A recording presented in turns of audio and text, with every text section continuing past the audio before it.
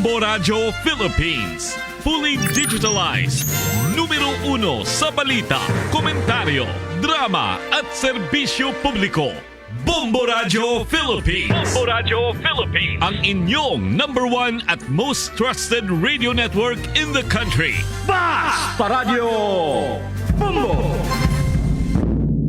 This is Bombo Network News, noontime edition, broadcasting live at Bombo Radio Broadcast Center, Makati City, Philippines. Araw ngayon ng Huwebes, Mayo 15, taong 2025. Sa ating mga headlines, ang Commission on Elections natanggap na ang mga initial reports ng mga observers na nasa bansa para sa eleksyon. Samantala, ito namang election-related incident, ngayong halalan bumaba ng 53% ayon sa pamunuan ng Philippine National Police. Online voting sa mga overseas Filipino workers para sa 2028 presidential elections, ipagpapatuloy na ng gobyerno sa mga susunod din na halalan kasama ng iba pang mga proseso ayon sa Department of Migrant Workers.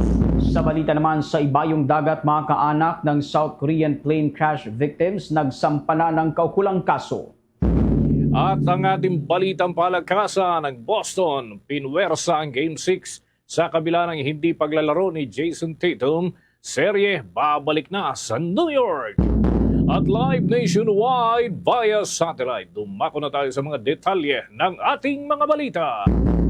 Umabot na mga kabombo sa 80.27% ang voters turnout na natukoy ng Catholic Church-affiliated Citizens Arm na Parish Pastoral Council for Responsible Voting sa katatapos na May 12, 2025 elections. Itinuturing na rin ito ng naturang grupo bilang magandang turnout, lalo na tumaas din ang bilang ng mga botante mula sa bahagi ng Mindanao na lumabas at bumoto, batay na rin sa monitoring ng kanilang mga volunteers. Noong 2022 presidential elections, umabot sa 83% ang turnout ng mga botante o mas mataas na halos 3%. Paliwanag ni Parish Pastoral Council for Responsible Voting National Communications Director Ana De Villa Singson, kalimitang may mas malawak na pagkakaiba sa voters turnout sa pagitan ng general at midterm elections.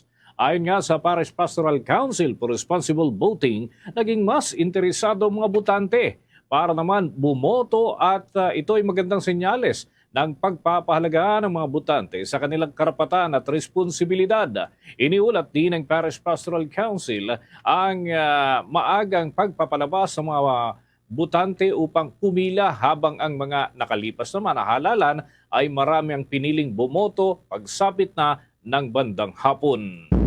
Sa iba pang mga balita sa oras na ito, lumagda ang Pilipinas at ang bansang Germany ng isang kasunduan para sa mas pinalalim na ugnayan sa depensa sa lungsod ng Berlin nitong Miyerkules, ayon sa Department of National Defense.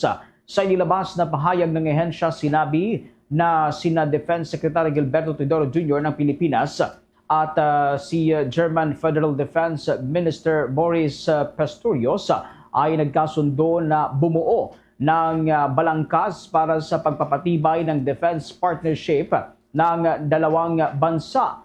Ang kasunduang ito ay umaasa sa pundasyon ng Administrative Agreement noong 1974 na nagbigay daan sa pagsasanay ng mga tauhan ng Armed Forces of the Philippines sa Germany.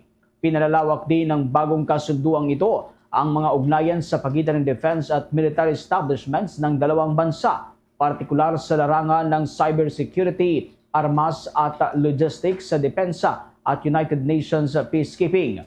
Matapos ang pinaging pagpirma, sinabi ng DND na muling magsasagawa sina Teodoro at Pistorius ng ikatlong Philippine-Germany Security and Defense Staff Talks upang plansahin ang mga planong pagkasagawa ng mga joint activity sa susunod na taon.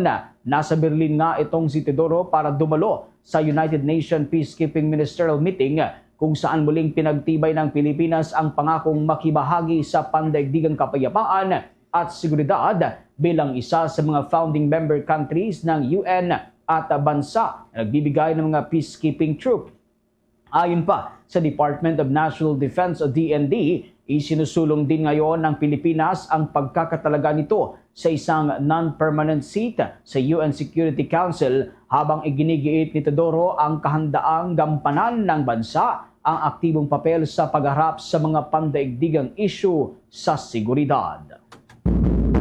Samantala, mga kabombo at mga ka-Star Nation, ito muna ang para ho dun sa mga nag-message sa atin para sa mga latest information kaugnay ng mga natanggap na boto ng mga kandidato, lalo na sa pagkasenador. Aming ipapakita muli, mga kabombo at mga ka-Star Nation, ang hawak na data ng Bombo Radio Philippines na tinipon at kinalap natin sa pamamagitan ng mga data server ng Commission on Elections at mga katuwang natin.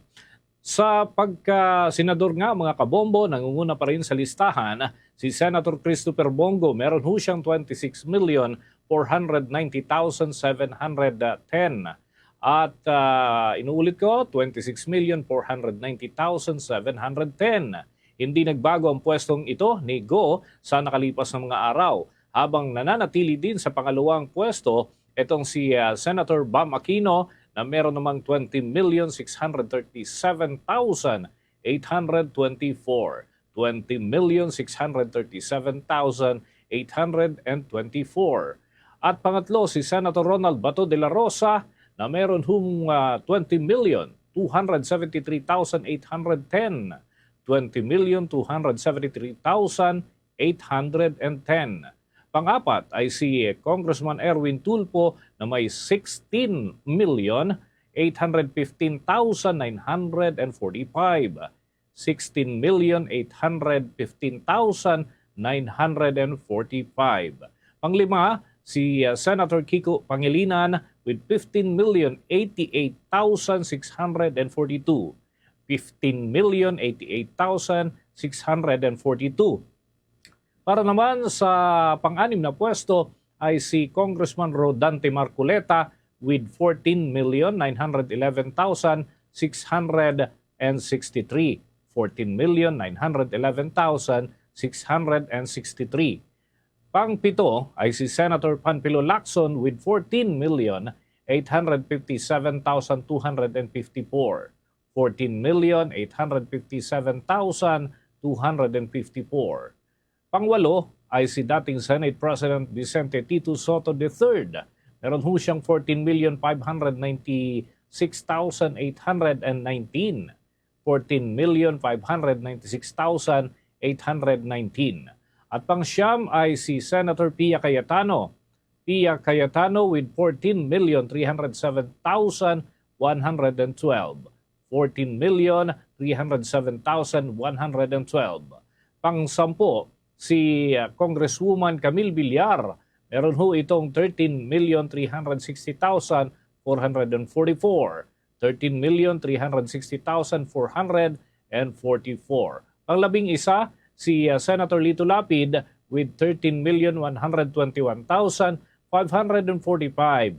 13,121,545. Panglabing dalawa, si Senator Amy Marcos na may 13,038,627.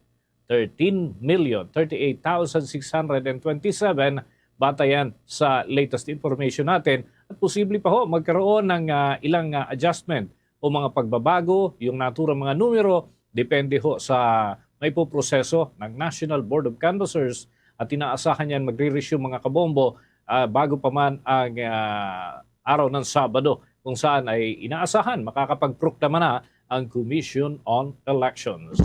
Muna tayo ng karagdagang report kaugnay hunyan dahil ang poll body ay natanggap na ho ang mga initial reports ng mga observers na nasa Pilipinas para dito sa nakalipas na halalan. At tatlong nagpanggap umano na empleyado ng Commission on Elections sa Laguna, kinasuhan na sa piskalya. May balita si Bombo Isa Cotoner. Bombo Dennis, Bombo Victor, ipinahayag ni COMELEC Chairman George Erwin Garcia na natanggap na nila ang mga naging initial reports ng mga election observers na pumunta sa bansa. Kasama rito ang mula sa European Observer Mission at iba pang international observers. Anya, ayon sa European Observer Mission, naging positibo naman ang kanilang report lalo na pagdating sa press freedom sa bansa sa panahon ng halalan at kapansin-pansin din ang aktibong pakikilahok ng mga indigenous people. Bagaman muling iginiit ng European Union ang hindi pagbayag ng Commission on Elections sa full access na pagpasok ng mga observers sa mga polling precincts para sa poll body. Nanindigan pa rin sila na sinunod nila ang batas ng bansa kaya hindi sila pinayagan na makapasok. Samantala para naman sa isang batch pa ng international observers, naging positibo rin ang kanilang report para sa 2025 national and local elections.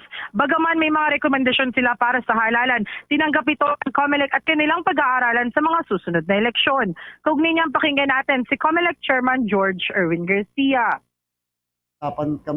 May usapan po kami na sila ay free na umikot sa buong Pilipinas. Free sila na umikot sa ating polling places. Wala po tayong problema. Ang polling place po is eskwelahan. At wala pong nagbabawal sa kahit na sino, national man ng Pilipinas o foreigners, na umikot-ikot sa polling place. Subalit, pasensya na po, we would like to greatly apologize talaga sa EU mission because we have to stand firm ang end bank ng komisyon doon sa provision ng ating batas. Nagpapasalamat din po tayo sa observer mission ng komisyon and therefore ang binigay po nilang assessment sa atin, excellent.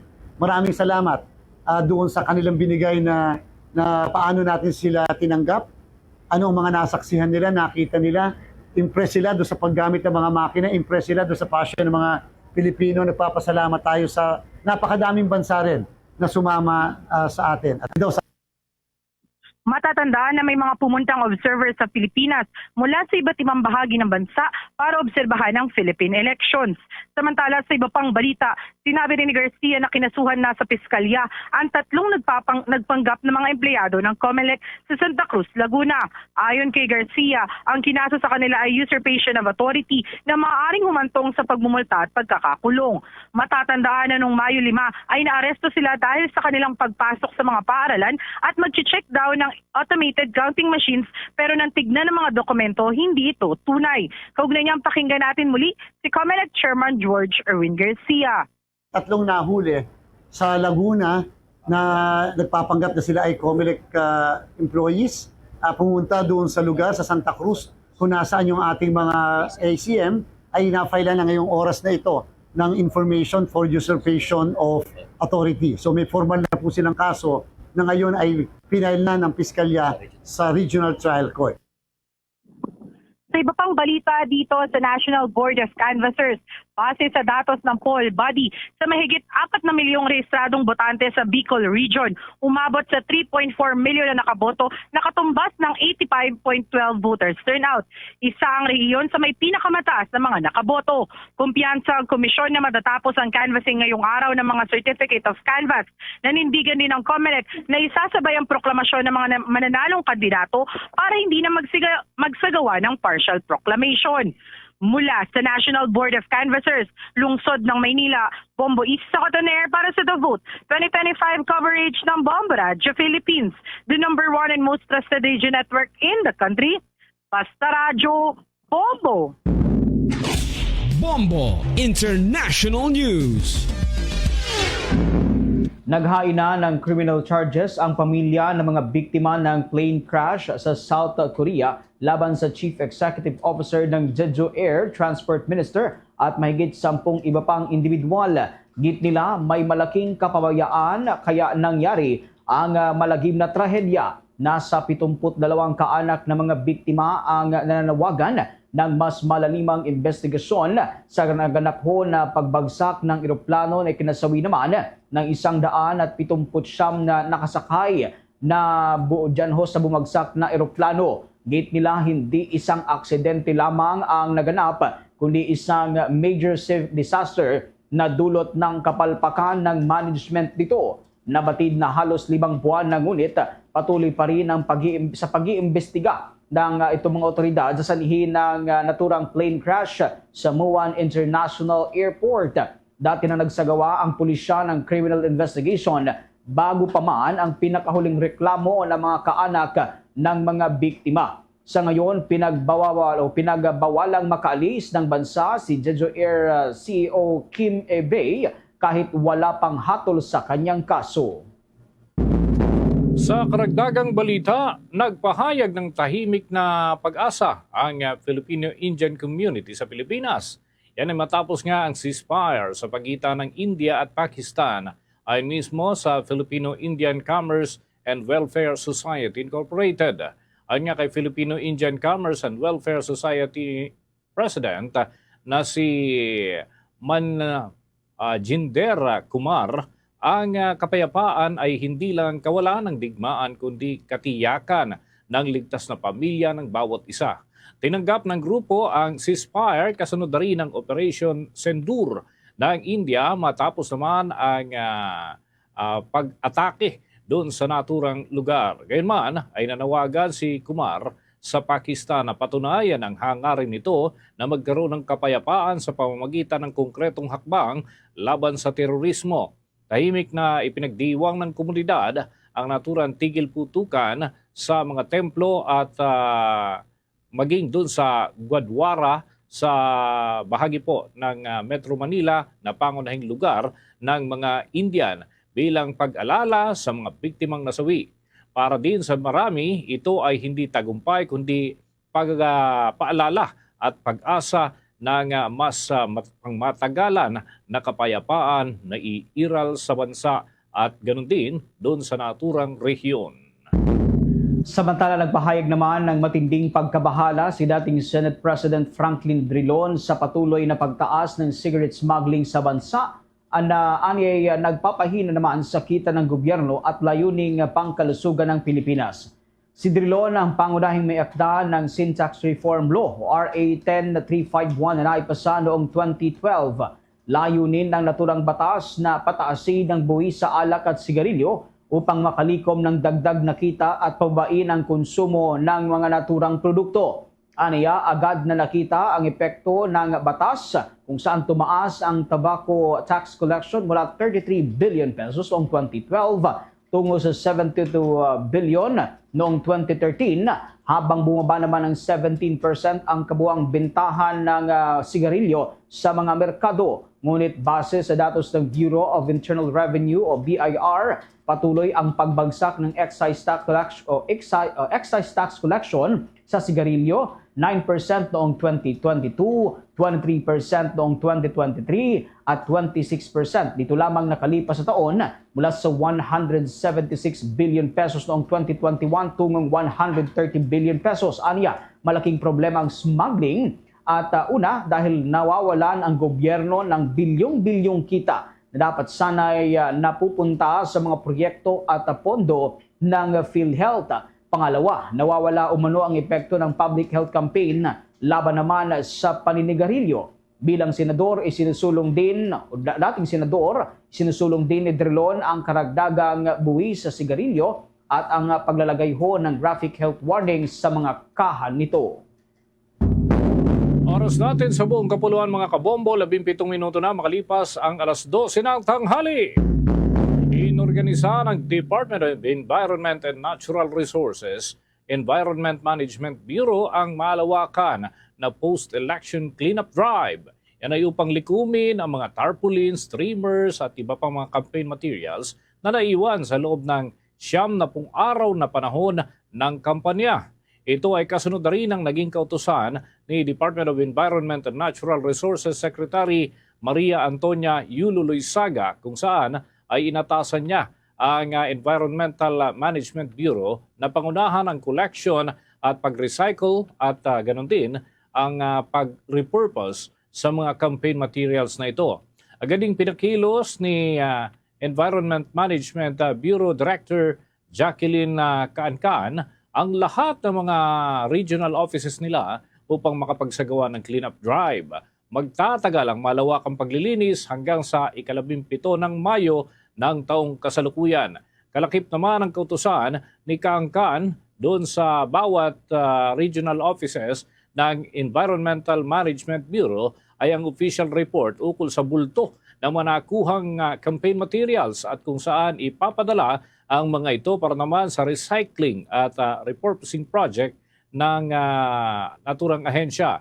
Isa nga sa mga sistemang gagamitin dito ay ang pakikipagtulungan ng mga local offices ng Environmental Management Bureau sa mga lokal na pamahalaan. Yan ay para maisaayos ang recycling at paggamit ng campaign mga materials doon sa mas produktibong mga proyekto ng pamahalaan. Iginiit ni Environment and Natural Resources Secretary Loizaga na mga napabayaang election materials ay tiyak na mapupunta lamang sa mga katubigan, kanal at kung saan-saan na posibleng lalo pang magdulot ng polusyon at pagkasira ng kapaligiran kung ito ay pababayaan. Maliban nga sa Department of Environment and Natural Resources, una na ring umapila ang grupong Eco Waste Coalition sa mga kandidato na balikan yung kanilang mga campaign materials at yan ay yung kanilang mga ikinabit sa panahon ng kampanya, iniwan sa iba't ibang bahagi sa kasagsagan ng naturang aktibidad,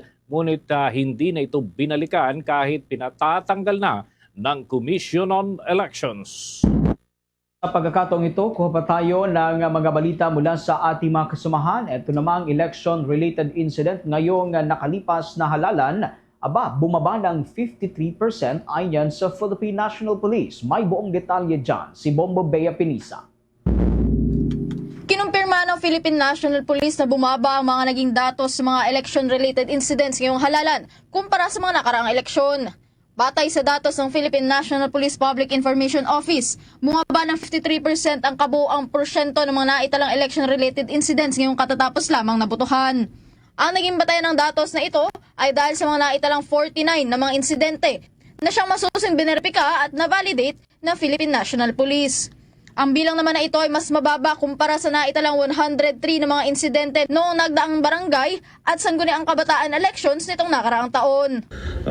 Bumaba na dahil kahapon po ay tayo ay 46. Ang percentage po ng pagbaba ay 56. Pero ngayong umaga dahil pumasok po yung tatlong panibago na validated na, umabot na po tayo sa 53%. Ina-attribute po natin ito sa kahandaan na ginawa po ng Philippine National Police, alinsunod na rin sa kautusan ng ating Pangulo, Pangulong Bongbong Marcos Jr.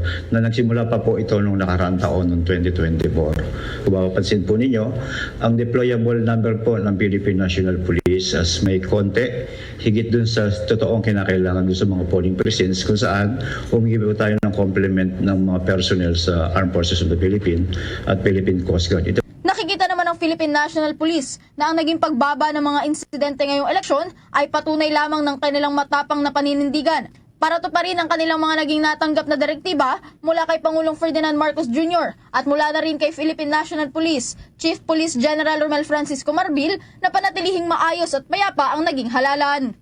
Kasunod dito ay pinasalamatan ng PNP ang kanilang mga kapulisan sa buong bansa para sa kanilang matapat na pagganap sa kanilang mga naging tungkulin nitong katatapos lamang na eleksyon at para na rin sa kanilang pinamala sa sipag, tiyaga at kagitingan sa kanilang sinumpang mandato. Maliban dito ay binigyan din rin ng Philippine National Police na ito ay nagpapakita lamang ng mataas sa pagpapahalaga ng mga kapulisan sa kanilang propesyon at nagpapakita lamang ng kanilang tunay na hangarin ay maglingkod sa taong bayan. Ang 53% na pagbaba ng ERIs ay patunay na mas pinagting, mas pinatibay at mas pinagbuklod na pagbabantay ng PNP lalo na sa mga lugar na itinuturing na areas of concern. Ang pambansang pulisya ng Pilipinas, kahit anong halalan man, barangay, sangguniang kabataan election man o national local election, ay buong puwersa ang ibinuhos mula sa mahusay na deployment, sapat na kagamitan, matinding pagsasanay at mahigpit na koordinasyon sa COMELEC, Armed Forces of the Philippines, local government units, at iba pang mga tuwang na ahensya. Samantala, kasalukuyan naman ang ibinaba sa heightened alert status ang buong estado ng mga kapulisan sa buong bansa, maliban sa National Capital Region Police Office dahil sa patuloy na isinasagawang election paraphernalia returns sa Commission on Elections. Para sa The Vote 2025 special coverage ng Bombo Radio Philippines, Bombo Bea Pinisa nag-uulat para sa the #1 and most trusted radio network in the country, Basta Radio. Bombo! Samantala mga kabombo, idinaan sa Toscoin ang patuloy na pagtukoy doon sa kung sino talagang nanalo. Yan ay para sa ranking ng dalawang winning councilor sa bayan ng Sulano dyan sa Nueva Vizcaya. Makaraan ho na magtabla sa resulta ng pinal na bilangan para sa halalan. Ang dalawang kandidato ay kinilala na sina Dr. Clifford Tito at Thomas Dave Santos, kapwa 27 anyos at nanguna sa pagkakonsihal sa katatapos o nagwagi doon sa katatapos na 2025 midterm elections. Kaya lang, pareho po sila doon sa kanilang nakamit na bilang ng boto. Isinagawa ng Municipal Board of Canvassers ang toss coin upang matukoy kung sino talaga ang may tatalaga bilang number 1 councilor doon sa naturang lugar. Naging mas swerte itong si Santos na pumili ng tail side habang nasa pangalawang pwesto na lamang itong si Tito. Gayunman, pareho pa rin sila na makakaganap ng kanilang tungkulin. Tinanggap naman ni Tito ang resulta at tinawag na lamang ito ang bonus para sa kanya na nakakuha ng ikalawang pwesto. Niya, ang ipinalangin lamang niya ay ang manalo dito sa nakalipas na halalan at hindi umano niya inaasahan na mangunguna siya sa 8 mga konsihal ng kanilang lugar. Salig nga sa Omnibus Election Code, kapag kapantay ang nakuhang boto ng dalawang kandidato, ay pinapayagan ang Board of Canvassers na magsagawa ng draw lots o kaya naman ay toss coin. Kaya lang ay kailangan pa ng mga karagdagang pasilidad pagka draw lots ang gagawin, kaya naman ay mas pinapaboran yung hakbang tulad ng toss coin dahil ito ay mas matipid. Malaga rin na matukoy kung sino ang number 1 councilor para sa isang munisipalidad dahil may posibilidad na magiging vice-alkalde ito kung sakaling may hindi mainam na mangyari sa nakaupong vice-alkalde o kaya naman ay umakyat ang vice-alkalde sa pagiging alkalde kung may mga ibang rason ang naturang mga pangyayari. Salig na rin yan sa rules of succession dito sa ating bansa. Samantala, nagsagawa ng medical evacuation ang Coast Guard District Southwestern Mindanao para sa isang Chinese crew ng barkong MV Shandong Propellant na nakarehistro sa Hong Kong na nasa tubig malapit sa Bengo Wharf, Zamboanga City. Nakatanggap umano ng distress call ang otoridad mula sa isang Rosel Rafa na nagulat hinggil sa kondisyon ng naturang dayuhan. Agad na nilunsad ng Philippine Coast Guard ang medevac operation upang matiyak ang mabilis at maayos na pagresponde. Ang BRP Capones o MRRV-4404 ang ginamit bilang pangunahing sasakyang pang-rescue kung saan ligtas na ilikas ang mga crew na bigyan ng paunang lunas at dinala sa ambulansya patungo naman sa pinakamalapit na ospital. Patuloy ang CGDSWM sa kanilang misyon na tiyakin ang kaligtasan sa karagatan sa pamamagitan ng maagap at profesional na emergency response. Marami naman ang pumuri sa Philippine Coast Guard sa makataong hakbang na ito sa kabila ng marahas na ginawa ng ibang Chinese sa ating teritoryo, lalo na sa West Philippine Sea. Tuloy tayo sa mga karagdagan pa nating balita. 2 kalalakihan ang nailigtas sa mga otoridad mula sa isang brutal na initiation ritual dyan sa bayan ng Noveleta sa lalawigan ng Cavite. Ang mga ito mga kabombo ay makailang ulit na binugbog bilang bahagi umano ng hazing rites ng naturang grupo. Nagresulta yan sa operasyon ng mga otoridad sa pagkakadakip doon sa 10 kalalakihan, kabilang na ang 4 na minor de edad. Ayon nga kay Noveleta Municipal Police Station na Chief, sa ilalim ho ng 30 segundo na o yung tinatawag na 30-second massacre rites, ang grupo ay pipili ng bagong grupo sa pamamagitan ng initiation kung saan ay bubugbugin ito ng pisikal sa loob yan ng kalahating minuto. Isinagawa ang operasyon kasunod na rin ng isang tip na natanggap ng mga otoridad na mayroong pagtitipon ng nasa 50 kalalakihan sa likod bahay lamang ng Barangay San Rafael 3 dyan sa Noveleta, Cavite. Ilan sa mga ito mga kabombo ay napaulat na nasa ibang lokasyon katulad ng Cavite City at Tansa sa parehong lalawigan. May mga kahalintulad na rin. At patuloy ang investigasyon ngayon ng mga otoridad at monitoring na rin para matukoy ang mga responsableng miyembro para hindi na maulit pa ang ganitong pangyayari. Samantala, eto namang political analyst ikinaghulat ang mga umangat sa pagkapanalo bilang senador ngayong halalan o nakalipas na halalan. Naganap naman na eleksyon itinuturing na payapa at may integridad. Alamin natin ang buong detalye ng balitang yan, tinutukan ni Bombo Grant Hilario. Ikinagulat na isang political analyst ang naging resulta sa naganap na national and local elections nitong nagdaang Lunes, Mayo 12 ng kasalukuyang taon. Inihayag mismo ni Dr. Dennis Coronacion, political analyst ng Department of Political Science sa University of Santo Tomas, na hindi umano niya inaasahan ang kinalabasan lalo na sa botohan ng pagkasenador. Sa eksklusibong panayam ng Bombo Radio sa naturang propesor, kanyang ibinahagi ang pagkagulat lalo na sa pag-angat ng ilang kandidato pagkapanalo sa senatorial race. Ani kasi niya na base sa kanyang mga nakalap na impormasyon o ulat nitong mga nakaraan, iba ang kinalabasan sa kung ano ang inaasahan ng karamihan. Kaya't git niya na posibleng maging kaabang-abang ang mga susunod na kaganapan sa politika ng bansa, lalo na sa mga nanalong kandidato sa Senado. Nagulat po ako doon sa, if we're talking about kung sino-sino yung mga nanalo, lalo na sa Senado. Nakagulat po yun, kasi hindi ito yung mga lumabas sa surveys.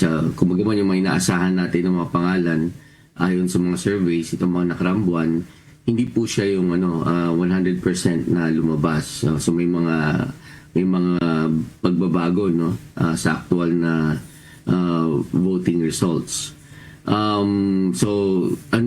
It's going to be an interesting mix dito sa Senado, Gayunpaman, sa kabila ng mga hindi inaasang resulta ng botohan, itinuring naman ng naturang propesor na ang naganap na eleksyon ay naging payapa at may integridad. Naniniwala kasi si Professor Coronacion na may kredibilidad ang naging paghatol o pagboto ng mga Pilipino sa pagkapanalo ng ilan sa pagkasenador. Kaya naman dahil dito ay hinimok niya ang publiko na makibahagi at makiisang pagnilayan ang resulta ng national and local elections 2025.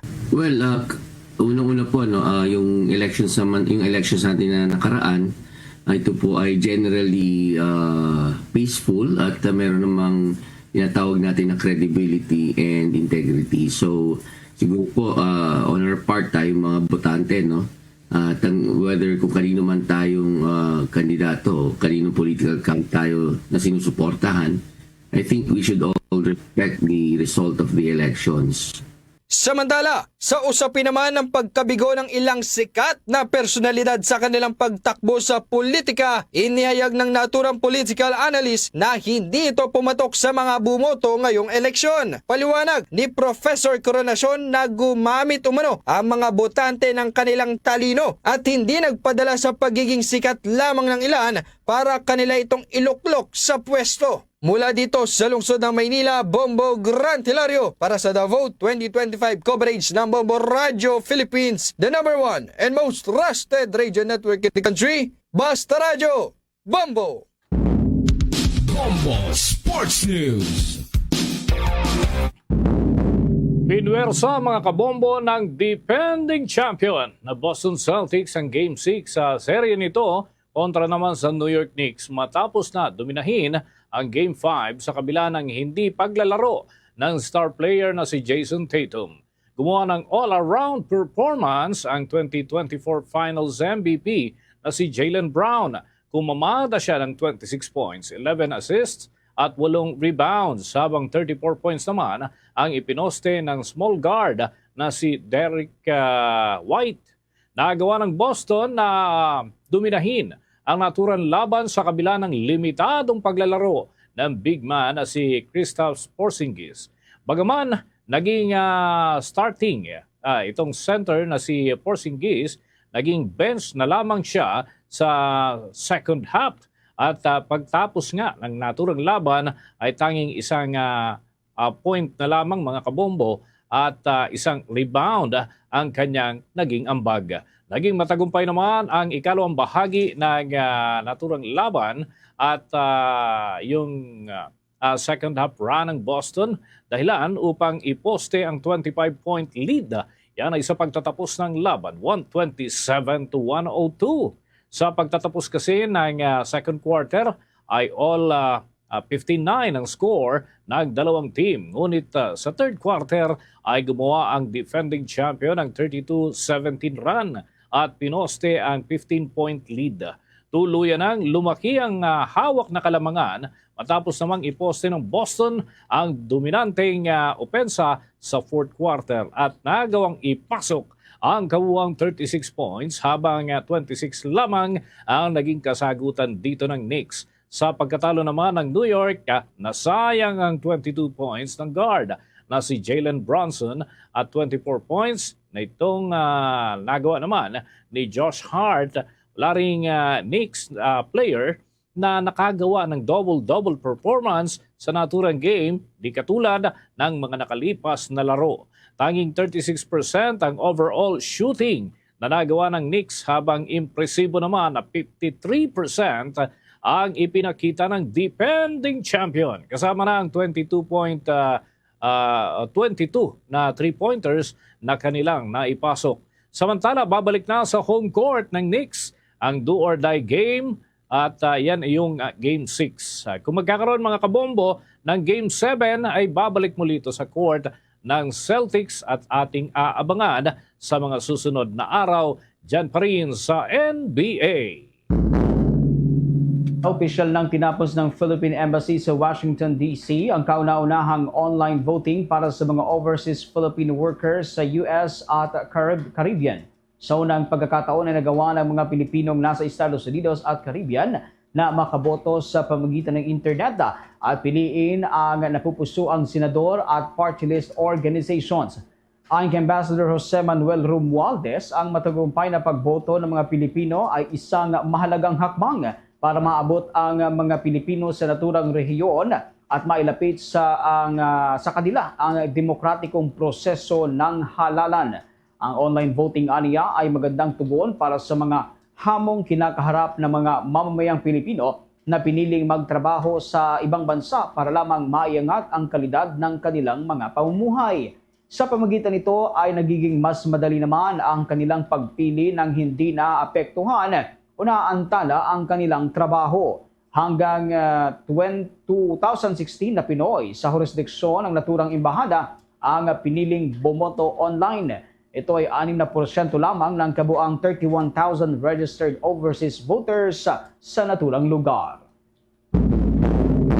Mga kabombo, inaasahang uukupahin muli ng Lakas Christian Muslim Democrats at yung para sa mga district representatives, yung malaking bahagi ng mababang kapulungan ng Kongreso matapos na magwagi ang karamihan sa kanilang mga miyembro sa katatapos na May 12 midterm elections.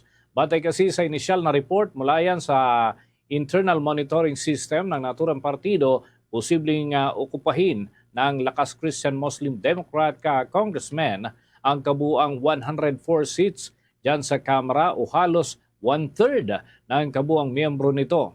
Ayon kay Lakas CMD Executive Director Ana Capella Velasco, isinasapinal pa ang karagdagang report mula naman sa 26 areas mula yan sa Bangsamoro Autonomous Region in Muslim Mindanao, Region 9 at Region 10. Gayunman ay lumalabas na marami doon sa mga probinsya sa buong bansa ay nakapaghalal ng mga kandidato ng Lakas Christian Muslim Democrat, kabilang ang 15 gobernador, 22 vice-gobernador, 24 na city mayors at 23 na vice mayors. At meron ding 385 municipal mayors ang nahalal. Una na ring sinabi ni House Speaker Ferdinand Martin Romualdez nang naging panalo ng naturang mga kandidato ay hindi lamang para sa kanilang panig, kundi ito mga kabombo ay may kaugnayan na rin sa mga advokasya umano ng kanilang partido. Ayon pa sa leader ng Kamara, ang lakas ng naturang partido ay may kinalaman doon sa mga dati ng adhikain ng kanilang hanay pagdating hanggang sa mga lalawigan at munisipalidad. Samantala, bukas naman si Senator-elect Vicente Tito Soto III sa posibilidad ng pagbabalik bilang Senate President. Malalang naging Senate President si Senator-elect Soto mula May 2018 hanggang June 2022 sa ilalim ng 18th Congress. Sa isang panayam na tanong si Soto hinggil sa posibilidad ng muling pagiging leader ng Senado. Ang sagot ni Soto na kung may sapat na suporta siya nga makukuha mula sa mga kasamahang kandidato, tatanggapin niyang muli ang naturang posisyon.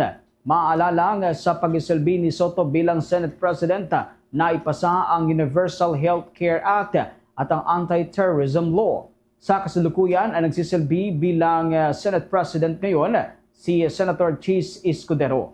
Para maging isang Senate President, kailangan ng suporta ng hanggang sa 13 senador o mas higit pa. Sinusunod dito ang majority votes o kung sino ang sinusuportahan ng mas maraming miyembro ng 24-member Senate. Dagdag pa sa mga balita, matapos ang matagumpay na pagdaraos ng online voting ng mga overseas Filipino workers ngayong 2025 midterm elections, plano naman ang pamahalaan ang pagpapatuloy pa nito hanggang sa 2028 presidential elections at sa iba pang mga halalan na dinaraos kung saan ay maaaring mag-participate ang mga overseas Filipino workers. Ito naman ang naging kumpirmasyon ng Department of Migrant Workers na Secretary na si Hans Leo Kakdak. Ginawa nga ng kalihim ang naturang pahayag sa kabila ng mga agam-agam na baka hindi na ito ipagpatuloy dahil nga sa naging ilang mga reklamo ng ilan, ngunit ito naman ay minimal ayon pa sa kalihim. Binigyang diin ng opisyal na bukas ang kanilang ahensya sa mga dialogo kasama na ang Commission on Elections. Target naman nilang talakayin ang mga pamamaraan o kaya ay hakbang upang mas lalo pang maging mahusay ang implementasyon ng naturang sistema ng pagboto. Aniya, maraming mga overseas Filipino workers ang makikinabang sa online voting upang hindi na sila bumiyahe pa ng napakalayo para lamang makapunta doon sa mga polling centers na kanilang maaring puntahan, kagaya ng mga embahada at ganoon din mga konsulada sa iba't ibang bansa kung saan sila nandoon. Dahil kung online voting, kahit nasa bahay ay makakaboto ang isang overseas Filipino worker. Samantala, inaresto sa Ninoy Aquino International Airport ang isang Japanese national at isang Filipina na asawa nitong weekend dahil sa manoy illegal na recruitment at qualified human trafficking. Ayon sa kumpirmasyon ng Department of Migrant Workers, target umano na mag-asawa ang mga overseas Filipino workers o OFWs na pinangakuan ng trabaho sa Japan sa ilalim ng Technical Internship Training Program. Tayo nga kay DMW Undersecretary Bernard Olalia, ipinangako sa mga aplikante na sila ay magiging factory workers na may buwanang sahod na 120,000 yen. Ngunit pagdating sa Japan ay inililipat umano sila sa ibang employer labag sa orihinal na kasunduan. Nagsimula ang investigasyon na magsumbong ang dalawang aplikante sa Migrant Workers Protection Bureau sa isinagawang entrapment operation katuwang ang Ninoy Aquino International Airport Task Force at Manila Police District Intelligence na aresto ang mag-asawa at nasabag ang 8 overseas Filipino workers, 5 babae at 3 lalaki na pauwi na sana sa Japan. Ayon kay Ulalia, kumikita umano ang mga recruiter ng 30,000 pesos kada overseas Filipino workers. Natatanggap niya ng worker ang sahod pero hindi nila alam na mas malaki pa sana ang kita nila kung legal ang proseso. Nadiskubre rin na ang recruitment agency na ginagamit ng mag-asawa ay hindi lisensyado, walang job order at hindi accredited ng Department of Migrant Workers. Binigyang diin ng kalihim ng DMW na si Hans Leo Kakdak ang kaligtasan o itong mga kasong kakaharapin kapag nag-recruit ng walang lisensya. Isang count agad yan ng illegal recruitment na may minimum na 6 na taong pagkakabilanggo. Dagdag pa ng ehensya, bagay ito ng mas malawak na kampanya kontra illegal recruitment sa unang 5 buwan ho ng taong ito. Higit 200 individual na ang naaresto kaugnay ng peking job offer sa Japan, Cambodia at Myanmar, pati na rin paggamit ho ng mga fake visa at hindi otorisadong training centers. Patuloy ang investigasyon kung may iba pang nabiktima mag-asawa at kung may mga kasabwat silang sangkot sa naturang operasyon. Sa pagkakataong ito mga kabombo at mga ka-Star Nation, dako na tayo sa mga ulat ng ating mga himpilan. Unahin ko dyan sa Hilagan, Luzon dahil yung nahalal na gobernador ng probinsya ng Cagayan napaluhod sa kanyang mga board members Bakit kaya? Alamin natin ang kabuuan ng kwento hatid ng Bombo Radio Tugigaraw. Napaluhod ang bagong halal ng gobernador ng Cagayan na si Edgar Aglipay sa harap ng mananalong board members upang hingin ang pagkakaisa matapos ang proklamasyon ng pagkapanalo nito sa May 12 midterm and local elections. Pagpapakita niya ito sa mga politiko sa probinsya ng kanyang sensibilidad at pagpapakumbabang apela ng pagkakaisa para sa hinahangad na progreso at pagbabago. Hinimok ni Aglipay na iwasan na ang bangayan at sa halip ay isipin kung paano mapaunlad ang buhay ng bawat Cagayano, lalo na ang mga magsasaka at mangingisda na lubos na naapektuhan ng away politiko. Kasabay nito, sinabi ng bagong gobernador na ipagpapatuloy at palalawigin niya ang masinimulang programa ni Governor Manuel Mamba. Kabilang sa mga tututukan niya ay ang pagpapatatag sa seguridad ng probinsya laban sa banta ng gera, pamumuhunan at pagpapalakas sa research and development na magiging daan sa pagbubukas ng mas marami pang trabaho. Tiwala naman ang bagong gobernador na makakamtan ang pag-unlad sa pamamagitan ng pagkakaisa at pagtutulungan ng bawat leader sa probinsya. Maghihirap na ang mga magsasaka at magigista natin. Huwag lang personal, sila na ang harapin natin. Magiging ka pa kayo. Magkaisa na tayo lang. Wala lang panahon. Kung hindi na ngayon, magkaisa na tayo. Hinihil ko, nagiliglod ako sa inyo. Yan ang ulat mula dito sa Bombo Radio Tuwegaraw para sa Bombo Network News. Ako si Bombo Rubiawoy Ibay para sa #1 and most trusted radio network in the country.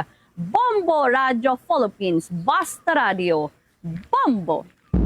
Samantala, ito namang pagkasawi ng isang pulis sa bayan ng Santa Maria, Pangasinan sa pamamaril, kinundina ng kapulisan. Alamin natin ang buong detalye, tinutukan yan ng Bombo Radio Dagupan.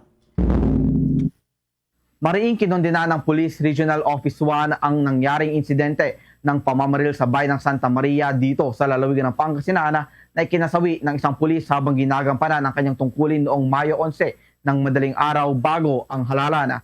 Nasa 3 katao ang nasawi sa insidente na nangyari sa sitio Imu sa Barangay Samon sa nasabing bayan.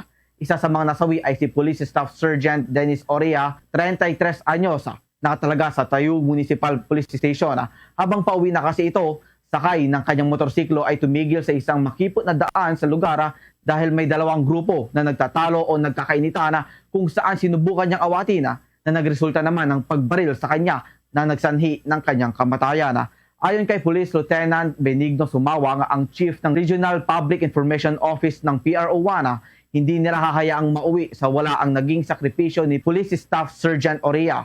Sa ngayon ay nagpapatuloy ang masusing investigasyon sa pangyayari kung saan naaresto na ang 3 sospek na responsable at na-recover sa mga ito ang mga armas na ginamit. Nagpaabot na din sila ng pakikiramay sa pamilya ng nasawi at ipinangakong hindi sila titigil hanggat hindi na ibibigay sa pamilya ang hustisya sa magiting na pulisa.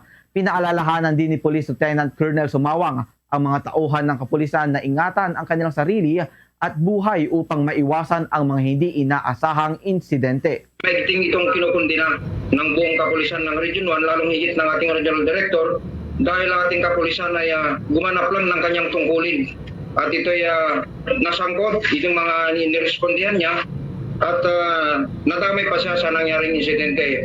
Nakakaroon tayo ng mahigting na investigasyon upang malaman kung ano ba yung mga nasa likod ng pamamaril na ito. Para sa Bombo Network News mula rito sa lalawigan ng Pangasinan na Bombo JB Zarcilla, nag-uulat para sa #1 and most trusted radio network in the country, Bombo Radio Philippines. Basta Radio, Bombo! Ito naman mga kabombo, ang Makabayan Group at pati na yung mga election watchdog kasama ang Kontra Daya ay pinag-uusapan mga kabombo yung pagsasapinal ng ipa-file na election protest para naman sa manual recount. Alamin natin ang kabuuan ng ulat na yan ng Bombo Radio Iloilo. Dinidiskusyonan na ng mga miyembro ng Makabayan Coalition ang pagsasapinal ng kanilang pag-file ng election protest na humihimok si COMELEC na magsagawa ng manual count ng mga boto. Ito'y kaugnay sa kinikwestiyon na integridad sa electoral process. Sa panayam ng Bombo Radio Iloilo kay Kabataan Party List Representative Raul Manuel, sinabi nito na kasama nila sa formal na paghain ng rekomendasyon ay ang election watchdog na Kontra Daya.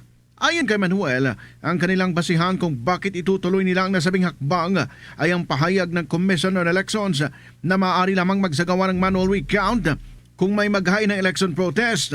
Napag-alaman na ilan sa tinukoy ni Manuel na dahilan kung bakit kailangan ng manual counting ay ang biglaang software update sa automated counting machines, kabilang na mga reports ng pagmalfunction ito sa ibang lugar. Inihilimbawa din ni Manuel na Pebrero noong nakaraang taon may mga nababahala na sa eleksyon dahil sa hindi magandang track record ng Miro system dahil sa pagmalfunction ito sa ibang bansa katulad ng Iraq at Democratic Republic of Congo kung saan idineklarang may mga failure sa kanilang automated systems.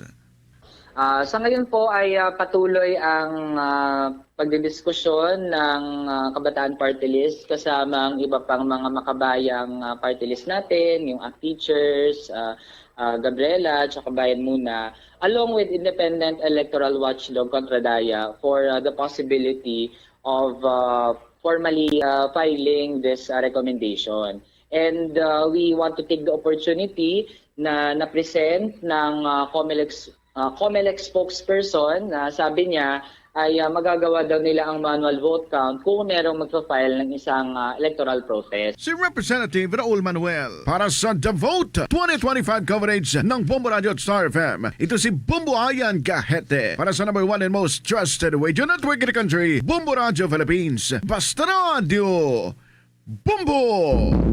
Samantala, ito namang naging halalan sa Central Mindanao matagumpay sa kabila ng ilang naiulat na tensyon at girian sa mga polling precinct. Alam natin ang buong detalye, tinutukan niya na ng Bombo Radyo Coronadal.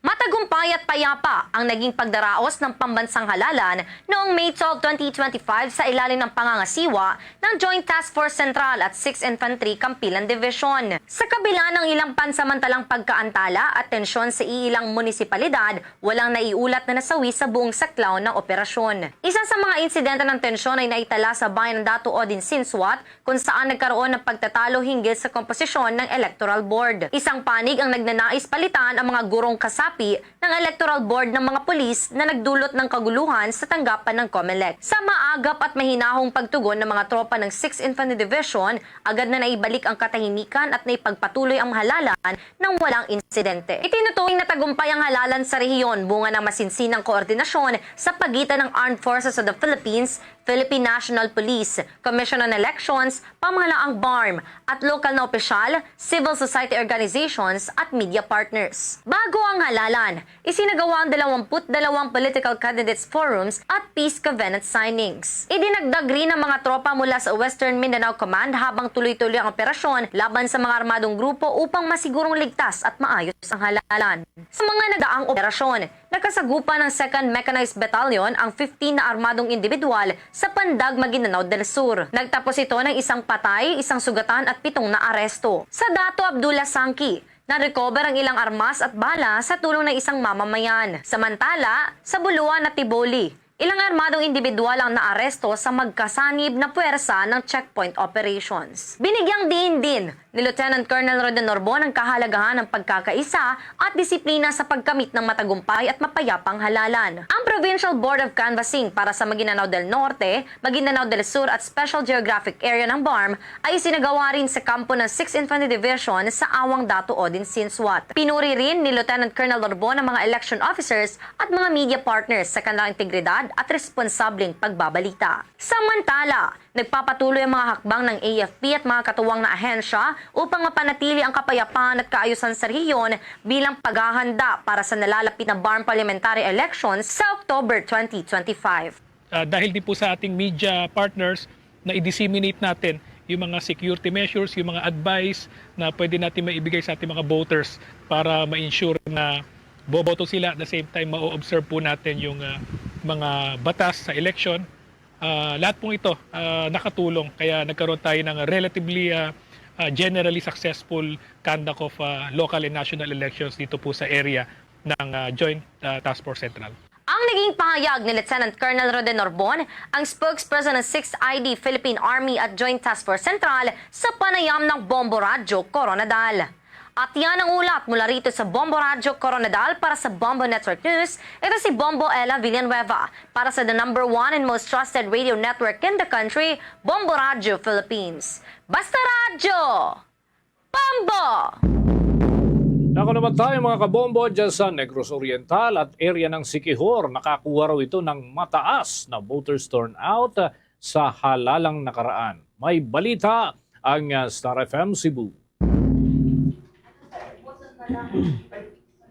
Turnout ang lalawigan ng Negros Oriental at Siquijor sa halalan ngayong taon ayon sa Commission on Elections. Inihayag ni Attorney Lionel Marco Castellano na nakapagtala ng 85.23% ang Negros Oriental o 831,963 na aktwal na botante kumpara sa 976,185 na rehistradong botante.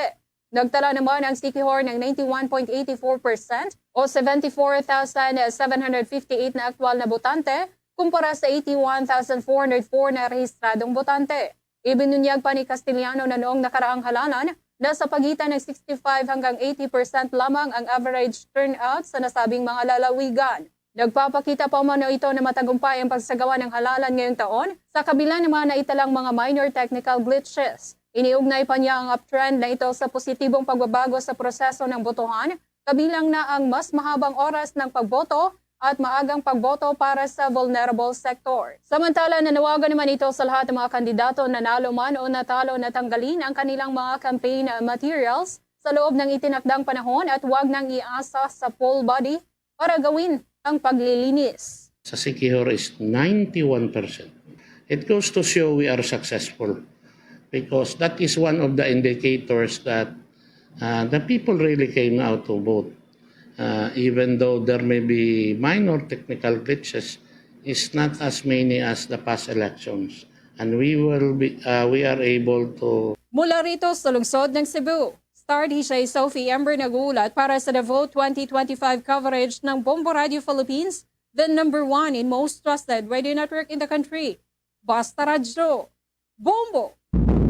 Samantala, ito namang mahigit 5,000 na mga individual na nananatili pa rin sa evacuation centers sa ilang bayan ng Negros Occidental. Samantala, pangunahing problema ng ilang mga residente ay kakulangan umano sa malinis na tubig. Alamin natin ang buong detalye. Tinutukan niyan ng Star FM Iloilo. Mahigit 5,000 na mga individual ang nananatili pa rin sa mga evacuation center sa ilang bayan ng Negros Occidental kasunod ng pagputok ng Bulkan Canlaon noong Martes ng umaga. Ilan sa mga pangunahing problema na kinakaharap ng mga residente ay ang maruming tubig dahil sa abo mula sa bulkan. Nananatiling nasa alert level 3 ang nasabing bulkan kaya pinapalikas ng mga otoridad ang mga residenteng nasa loob ng 6-kilometer radius. Sa panayam ng Star FM Iloilo kay Noel Railon, residente ng La Casillana, Negros Occidental, sinabi nito na nililinis nila muna ang nakukuhang tubig mula sa balon bago gamitin. Aniya na may ilang residente naman ang gumagamit ng proteksyon sa kanilang katawan dahil sa pagbalot ng abo sa ilang bahagi ng Negros Occidental. Pinayuhan naman ng otoridad ang mga apektadong residente na gumamit ng face mask. Samantala, ang Civil Aviation Authorities ay inikayat ang publiko na maganda sa kalamidad at iwasan ang paglipad malapit sa nasabing bulkan. Meron talagang nagdadala ng proteksyon sa kanilang balat. Sinasala talaga nila kasi apektado ng pagputok ng Bulkan Canlaon. Para sa Bombo Network News, ito si Star DJ Ronnie, nag-uulat para sa #1 and most trusted radio network in the country, Bombo Radio Philippines. Basta Radio, Bombo! Mga kabombo at mga ka-Star Nation, ugaliin pa rin na tumutok at sumubaybay sa mga programa ng Bombo Radio Philippines. Dati, 31 radio stations ang Bombo Radio Philippines. Ngayon ay 32 fully digitalized stations all over the country. Meron ho tayong Bombo Mobile App, YouTube, TikTok at maging ang Facebook Live. Diyan sa mga lalawigan mga kabombo, masusubaybayan ang ating mga programa. Halimbawa na lang, diyan sa probinsya ho ng Isabela, nariyan ang Bombo Radio Kawayan. Doon naman sa lalawigan ng Pangasinan, meron tayong Bombo Radio Dagupan at Star FM Dagupan. Habang sa area naman ng Cordillera Administrative Region, Bombo Radio Baguio and Star FM Baguio. Doon sa lalawigan ng Albay, nariyan ang Bombo Radio Legazpi. Pero dito sa Mega Manila, Narito naman ang 102.7 Star FM Manila. Marami pa tayong mga istasyon dito sa may bahagi ng Luzon kung saan maaari niyong masubaybayan ang mga programa ng Bombo Radio Philippines. Siyempre, sa pamagitan pa rin yan ng Bombo Radio Tugigaraw, Bombo Radio Lawag, Bombo Radio Vigan, Bombo Radio La Union at para ho sa mga Bicolano, nariyan rin ang Bombo Radio Naga. Bago tayo magtapos, sama-sama muna tayong manalangin ng Orasyo Impirata for the Nation. Heavenly Father, you led your people out of Egypt from slavery to freedom. In Jesus, your beloved Son, you led us from death to life through his paschal mystery, and by the gift of the Holy Spirit, we humble ourselves before you today, trusting in your promise to heal our land. Stretch forth your mighty hand once again and lead our nation. In this time of crisis, conflict, and confusion, let the light of truth shine like a pillar of cloud by day and a pillar of fire by night to guide us along the path that leads to unity and peace. Make justice gush forth like water from the rock, quenching the thirst of victims, cleansing wounds, and opening the way to healing and reconciliation. As you fed your people with manna in the wilderness, satisfy our hunger for righteousness, that we may cease to crave for power, wealth, and selfish gain. Soften hearts, hardened like Pharaoh's, and open eyes blinded by greed, that our love for our country may triumph over all political loyalties and personal interests, and we may learn to see each other not as allies or enemies, but as we truly are brothers and sisters all. May this Jubilee year inspire us to journey together as one people. Let this be our Passover, from lies to truth, from cowardice to courage, from injustice to righteousness, from division to unity, from despair to hope, from selfishness to love. May this time of renewal enable us to discover again our greatness as a nation and our dignity as a people so dear to your heart. We ask this in the name of Jesus, our Paschal Lamb, who leads us through the cross from death to new life. Amen. Our Lady of Peace, pray for us. Saint Michael the Archangel, pray for us. Luzon, Visayas at Mindanao. Yan ang kalipunan ng ating mga balita para sa pantanghaling edisyon ng Bombo Network News. Mula sa Bombo News Center, Makati, para sa number 1 and most trusted radio network in the country, Bombo Radio Philippines. Basta Radio, Bombo!